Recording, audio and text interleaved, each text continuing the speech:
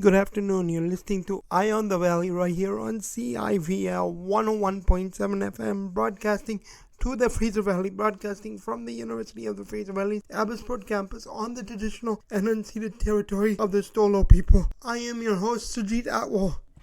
I have a great interview for you this week, an interview with Paetkau, the Executive Director of the Fraser Valley Brain Injury Association. Thank you, ma'am, for joining us. Hi, Sergi. Thank you very much for having me. My very first question for you is, you guys have been quite busy in the last few weeks. You're organizing a few more partnerships around in the community. Can you talk about those new partnerships that you're developing? Absolutely. So Fraser Valley Brain Injury Association provides a lot of different programs in the Fraser Valley, from Langley to Boston Bar. And one of our newest ones that we're trying to get off the ground is a program for people in the South Asian community that speak Punjabi. It's a population that we know there's people with brain injuries out there, but we haven't necessarily been able to reach out to them very well.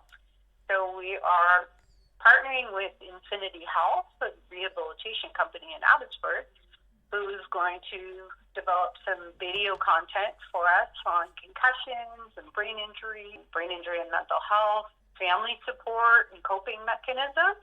Mm-hmm. And we're hoping to have that program launched in the new year. And those videos will be available on our YouTube channel and our website, on their website. And so we're pretty excited about that one. Those will be translated into Punjabi and specific to that community. So that's one of our new ventures that we're very excited about. How many people in the Fraser Valley do you guys help on a yearly basis? Would you have the numbers? Yeah, absolutely. So we're usually supporting between 150 to 200 people with acquired brain injuries each year that actually fit our criteria. It's fairly strict. You have to have proof of brain injury through some kind of medical documentation and, MRI, CT scans.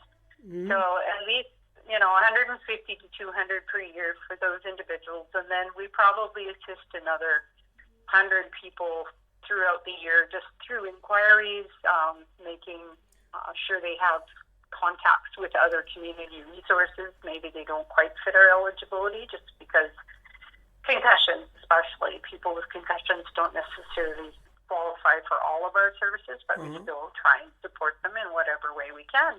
So I would say probably all told at least 300 people per year, and then families, of course, and supporters of those individuals as well.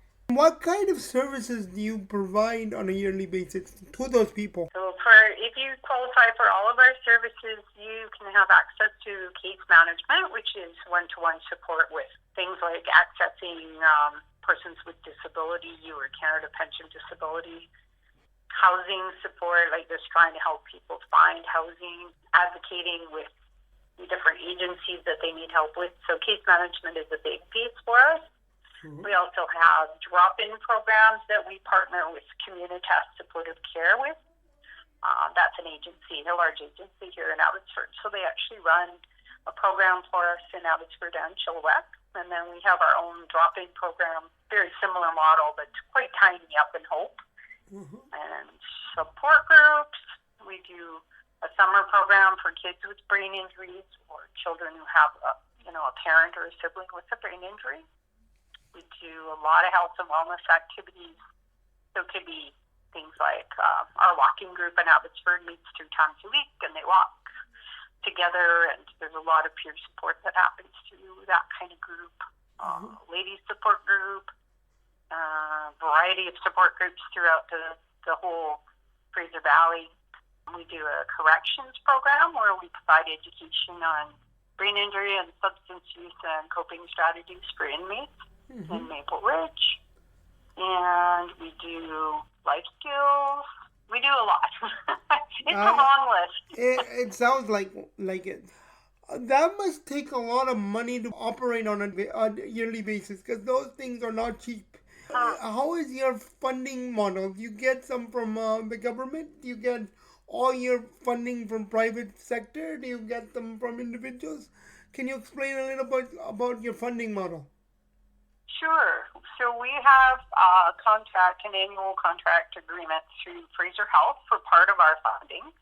And that probably covers around 50 to 60% between that and gaming. We do get a charitable gaming grant every year, fingers crossed. And then the rest is money from the Brain Injury Alliance, which is a provincial organization that distributes grants to brain injury associations.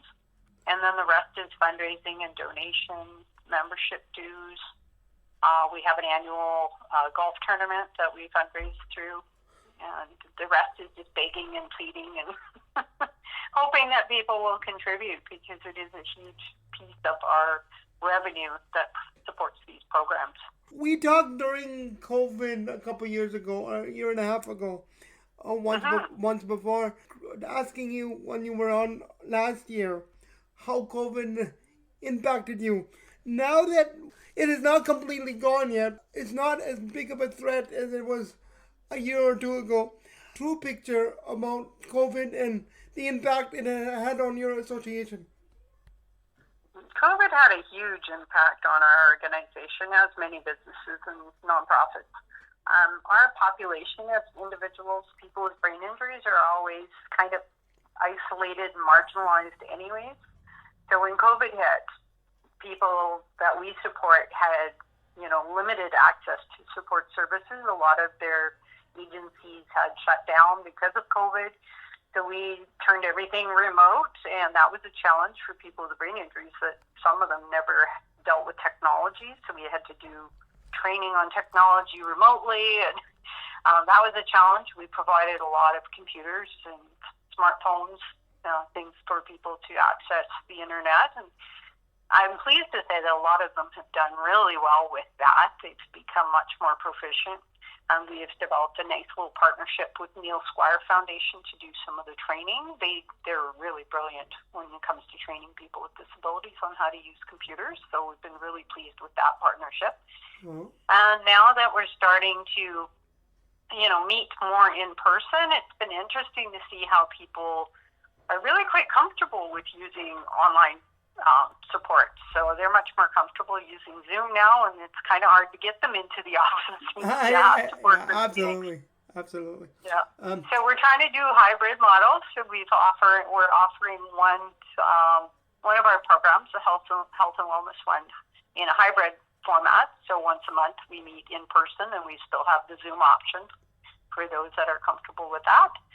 And otherwise, there's a few people that come to the office and meet in person.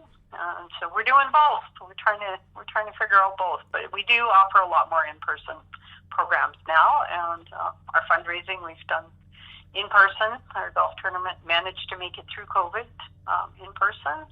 And we're doing a Christmas dinner this year for the first time since COVID, so since 2019. So we're going to try that this year. Mm-hmm. So it's been a change. It's certainly had an impact financially for a couple of years. In some ways, our costs went down. In some ways, our costs went up, especially for the one-to-one support instead of group services. Does that answer? Absolutely. And how would you assess that mental health played a part on them? Oh, it had a huge impact on people's mental health.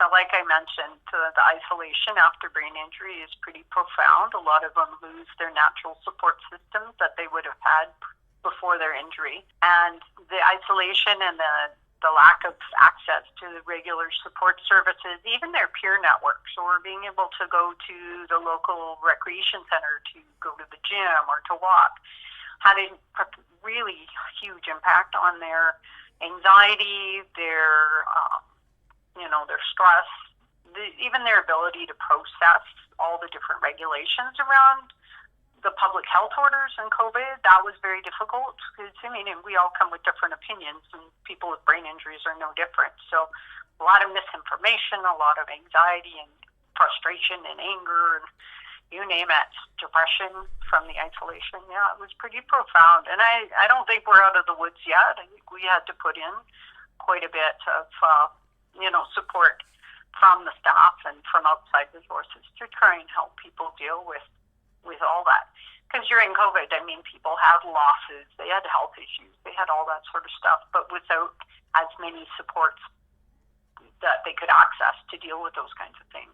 Where could people go to assist you, be involved with with your association, give you money or some kind of other help? Where would you like them to go to get more information?